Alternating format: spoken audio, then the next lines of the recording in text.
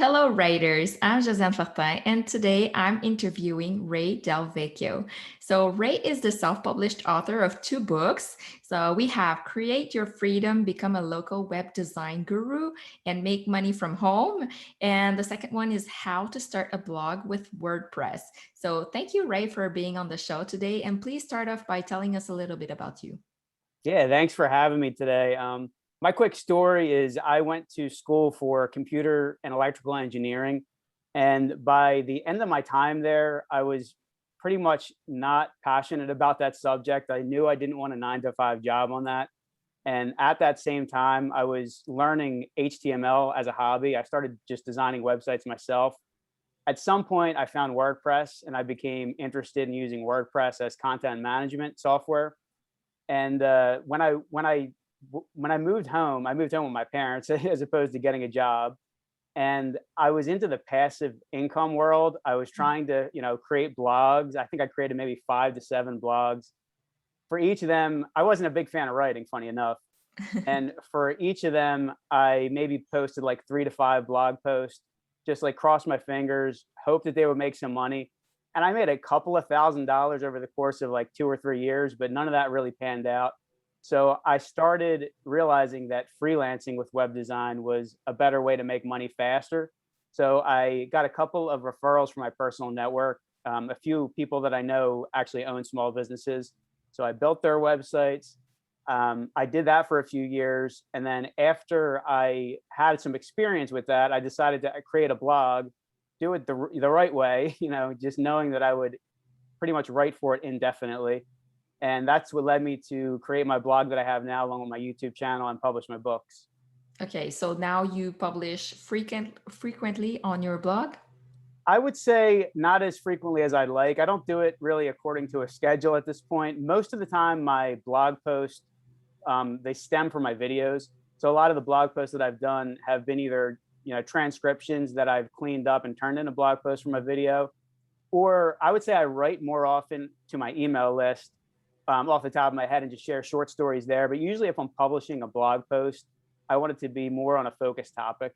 So yeah, I could definitely do better when it comes to publishing. Right now I try and publish a video every week, but that really depends on the length of the video. And whenever I get time, I turn those videos into blogs. Okay, so right now you're monetizing your content through affiliate marketing. What are you doing? Yeah, I have a couple different ways. I don't put ads on my YouTube channel. So that's like one thing that most people try and do. They build the audience through YouTube and they just enable the ads. I don't do that on, I think, any of my videos, maybe one or two from a while ago. But yeah, most of the money that I make is through affiliate marketing. I promote a couple of WordPress themes, web hosts to get people set up online. And then I also have a membership on my website, which I started as a digital product. It was a one-time digital product, and that kind of morphed into a monthly membership. Okay, good. And you talked to me about turning blog posts into a book. Is that what you've done, or you're just teaching other people? And how do you do it well? Because I've seen some people like just taking everything and putting it into a book, and I haven't really enjoyed it as a reader. So how do you do this well? Well, the whole reason that I decided to write a book was when I first got started with my blog, I knew I was going to be on YouTube. I didn't have the idea to write a book, but I was also listening to another author's podcast, James Altucher. I don't know if you ever heard of him. It sounds familiar, but I haven't listened to him. Yeah, he's a very big proponent of just doing things yourself, self-publishing. That nowadays with the online world, all the gatekeepers are gone. So he kept talking about self-publishing. I think he did it a couple of times. And so I decided to go on Amazon and, look at books in the web design niche. And so I found a couple that were pretty much aligned with what I was doing with my YouTube videos and other ideas that I had had. So at that point, I broke out a piece of paper, brainstormed all the ideas and like bullet list of all the topics that I wanted to put into the book, and organize it into chapters. And then when I did that, I realized that I would say probably like 25 to maybe 30% of the book I had already written in forms of blog posts or email lists or emails to my email list. So a lot of the work was kind of already done, and I really just had to make sure that it was cleaned up and organized in the right way so it did flow. But yeah, Yeah. that's my main. I like the idea of publishing to the blog first because I don't think I would have written a book had I started from scratch with nothing done. The fact that I was 25% of the way there, that really gave me the confidence to say I'm gonna publish this book. I'm gonna do it. Okay, but there was still a lot of work behind, like taking whatever you had and then organizing it and then writing more stuff so that it would like all fit together and that you would cover everything you wanted to cover. So it wasn't like that, like really No, quick no. and easy. Yeah, A lot of work. I started my blog. I think I bought the domain name for my blog in December of 2014. I started my YouTube channel in January of 2015, and I'm pretty sure that I started writing for the book in February of 2015, and I ended up publishing in May of 2015. So it took roughly 3 months for me to finish the book. And when I decided that I was going to write it, I was pretty disciplined with writing every day. So I usually start my morning, writing for either 30 minutes to a half hour. I mean, 30 minutes to an hour. And I did that really up until I decided that I was done. Now I did everything myself. I did all like the design for the book cover. I edited myself, which I know is probably not a good idea. I'm sure, it wasn't as crisp as it could have been had I hired an editor. But I just got to a point where I was ready to hit publish and get it on Amazon. So yeah, that Yeah. was that was I think mid-May of 2015. It looks like people are enjoying your book since they got like a lot of good reviews on Amazon. And do you have tips on how to get more reviews? Yeah, well, the first thing I did, I kind of looked into book promotion, see what other people were doing. The first thing, which is the most obvious, is I built a spreadsheet of all my friends and family. And the day that I published, I emailed probably 35 or 40 people. And that got out of that many people, I probably only got 5 reviews from that. But the other thing that I did with the book is because a lot of my YouTube channel is how-to tutorials. I included links to tutorials and then also some free giveaways. I have a couple of PDFs and spreadsheet templates that I gave out as part of a book bonus package. So I had people sign up for that, and in the email confirmation, I asked for a review. So I think that's where a lot of those reviews have come from. And I'm guessing just when people finish a Kindle book, they get Amazon just asks them to leave a rating and a review on there. So I'm assuming most people just did it through that as well. Yeah, but that's really smart to give something in the book. So you get the email address and then you get them on your mailing list, which is something that I've been wondering, like, how do I get people on my mailing list? So for nonfiction, that's really smart. So you give away something and then you do get to ask for the review. And then afterwards, you can keep mailing them if you have new books. So I Yeah. really like that idea. It's really good. And so you said you have been on YouTube since 2015. Hmm. And how long did it take you to get to like eight? Right now you have 8,000 subscribers. Yeah. So like, did you see peaks? Did you see like things that really worked? Like, tell me a little bit more about that. Yeah, it's been a slow and steady grind with that. Like throughout that entire period, I've averaged somewhere between maybe like 75 to 200 subscribers a month. There have definitely been peaks. The first couple of years, it was slow going. Um, I would say maybe after about 18 months to 2 years of doing it, I got a boost over like, each year in January for like the next 2 to 3 years. And I really have no idea what to attribute that to. I like it was just an algorithm change or whatever. The last couple of months, it's been plateauing a little bit, so it's always tough to understand how the algorithm works. I would say the one thing that I've done well is just looking up other YouTube channels, and if you just sort the YouTube channel by the number of views, you can kind of see based on how many subscribers somebody has versus the number of views the video has, what video topics are popular. So I Right. kind of tried to do that and just understand what I can contribute to, with my own voice. I really don't watch all these videos and copy them. I'm just seeing the topic that I could do. And a lot with YouTube has to do with, getting the right title, a good thumbnail, which I'm not the best at. That's like that really determines how much they show you in the suggested videos. So yeah, YouTube is tough. I mean, it's a lot of, I would say like a 15-minute video probably takes me like 4 to 5 hours total of planning, recording, editing, promoting, all that. But yeah, it's YouTube is a different beast compared to writing on the blog for sure. Yeah. And what do you think authors could create to put on their Facebook channel if that's a channel that they want to use to promote their books? Do you have ideas to share with us? I mean, since mine is nonfiction, and since I'm doing a lot of tutorials on, WordPress, web design, how-to content to me is the best. If you know how to do something, if you have a process for something and you can share that, that always works well. The other type of video that has done well on my channel is presentation videos. So I've done a lot of just screencast videos where I create a set of slides and just present really as though I was doing a presentation. And the funny thing is those videos are actually much easier to turn into blog posts because you kind of already have the outline for it. You have the sections done and you have all the talking points within the slides. So I would say, those two are the best. And just recently I've been trying to do just more headshot videos, more off the cuff.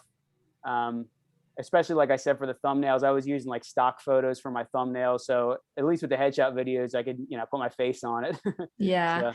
So So you say you have like a presentation. So do you only record your screen and we don't see your face, or do you add it somewhere? How do you do it? yeah, the first, I would say maybe 3 to 4 years, I don't think I had my face in any videos. It was just all me, stepping through the WordPress backend, doing something through WordPress or a tutorial that way, or just, presenting with Google. I use Google Slides, but yeah, you could use PowerPoint or anything.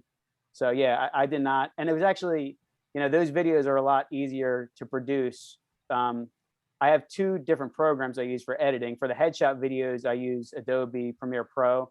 For the screencast videos, I use Camtasia, and it's way easier to edit the screencast videos. It's just way quicker to go through that process. And Camtasia is a much easier program. All of Adobe's programs are like, it's a big learning curve to get up to Yeah. speed with them. So anytime I can do a screencast video, I do, just because it's less time. And like I said, like some of them have done really well. I think two of my most popular videos were screencasts of just me presenting slides and talking about topics. Okay, so if people are too shy to show their faces, they can start off by just like recording slides and talking over it. And Absolutely. that's really good because I hear a lot of people that are not comfortable on video. And so that's a good way to get started to at least like create content and put it out there. Yeah. And since you've been creating websites, I don't know if you've been creating websites for authors specifically, but what would be advice that you would apply to an author website right now, knowing like everything that's going on online? Like what specific things could attract more readers? Tell us about that. Yeah, I don't build websites for authors. Most of my freelance clients are home service contractors. So, roofing, landscaping, tree service. Those are obviously a lot different than an author website because, most of those websites are 5 pages. You just have an about page, a services page, testimonials. And, for an author website, I just think every author should have a website because it's an easy place to publish your content. The most important thing that we kind of already touched on is getting email subscribers, because once you have that built-in audience, you could always promote to them. So I would say, like I said before, come up with maybe a couple giveaways if you can, something to incentivize people to sign up. Create landing pages that are just a real simple landing page just for getting people to sign up, and then link to that within a blog post or put an email form within your blog posts. That way you can build your email list that way. And if you're, especially for nonfiction, if you're publishing within a certain niche, you can potentially get Google search traffic. So the main three sources of traffic to my website are people coming from YouTube, coming back to the website from my email list, and Google search. Yeah, makes sense. And since you're very interested into passive income, and that's a topic that really interests me too, what other sources of income should authors look into? What would you recommend and why? Yeah, I mean, I actually published a video maybe sometime within the last 6 months about how passive income is a lie, because it takes so much upfront work that by the time Yes. you start making the money, it's like you're really getting the money for those hours, months, and years of work in some cases. Um, but yeah, like I said, the way that I've done it, you can do it so many ways online. The affiliate marketing, there's so many products that you can promote in every single niche. There's sites like ClickBank where you can promote digital products. There's another one I think called Share a Sale, and these are just networks where you can pick companies that are on there, and they do affiliate programs. Um, like I said, I did a digital product that started. It was really just a business, what my web design business plan, like all the templates that I had created for that, lots of spreadsheets. I included all of those as part of a digital product. And the funny thing about that is I actually pre-sold that before I even had it complete. I think it was $67. So I sold somewhere between 5 to 10 copies of that before I even had the product live. So that was pretty cool. And yeah, like you can also do one-on-one consulting, one-on-one work. If you have freelance services, if you're an author, I mean, obviously you're good at writing, so you could potentially find people that need blog posts on their website. Yeah, it's really just about creativity. I mean, I think a lot of people look for the passive monetization method, whether it is just enabling ads on YouTube, or what I was doing before with those blogs that I created at the beginning was just Google AdSense, where you put display ads on your website and you make like a penny or two if somebody clicks through. That's actually how I made all my money. And it's just, you need so much traffic in order to make money. So the more one-on-one direct methods, or promoting a product that you actually believe in, that's through affiliate marketing. I think that's the way to go. Right. And earlier you said you decided not to turn on like the ads on your YouTube channel. Why did you decide to do that? Really for that reason. I didn't want to redirect attention for people that were landing on my channel, and have them go to a competitor or somebody else. I wanted them to go back to my website, so they signed up to my email list, and so I could promote my own products and the affiliate products that I'm recommending. Yeah. So yeah, it all goes back to that. And because I know like a good benchmark, I don't know how accurate this is across every single niche, but from what I read, it takes about 1 million views on YouTube to make $4,000. And I'm like just over 1 million views since 2015. It's like, so I've made a lot more money than $4,000 in that time span by promoting my own products and promoting other products through the affiliate marketing. Yeah. So maybe once you get to 10 millions or like something like that, like a huge number, you might want to turn it on. Yeah, that's for like the influencers and the people that get those, like the vloggers that get tons of people watching. If you're in a niche and doing how-to videos, you're generally not going to have that many views. So it's better to find a product within your niche that you can promote. That's what I think. Right. And do you plan on launching other books? Did you like your experience as an author, and are you working on something else? I haven't really thought about launching a new book since I published my last one, How to Start a Blog with WordPress. That book I published in February of this year.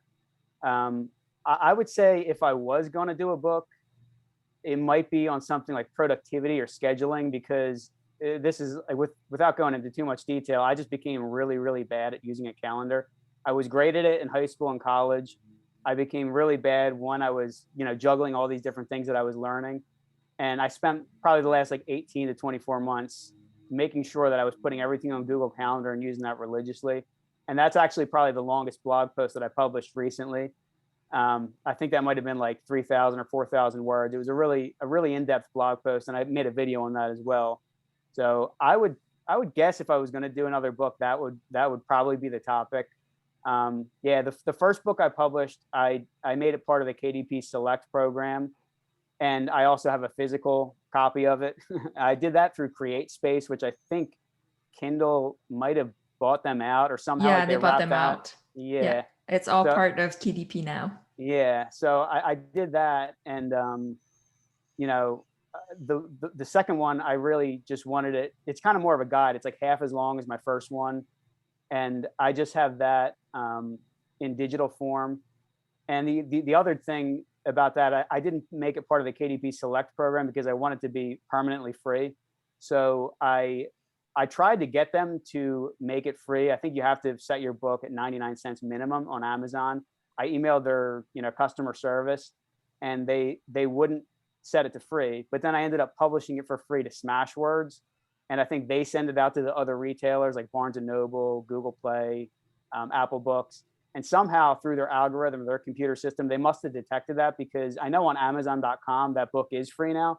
Okay. And I also know that it's not free in other countries. So I have no idea like what's going on with that. But I know I've had some people in other countries tell me that it's not free, and that was a surprise to me.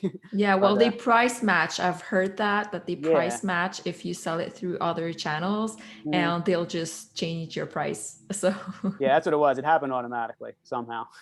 yeah, and you asked them and they didn't do it, and now like they saw it somewhere else and they're doing it. So that's Yeah, really yeah. funny.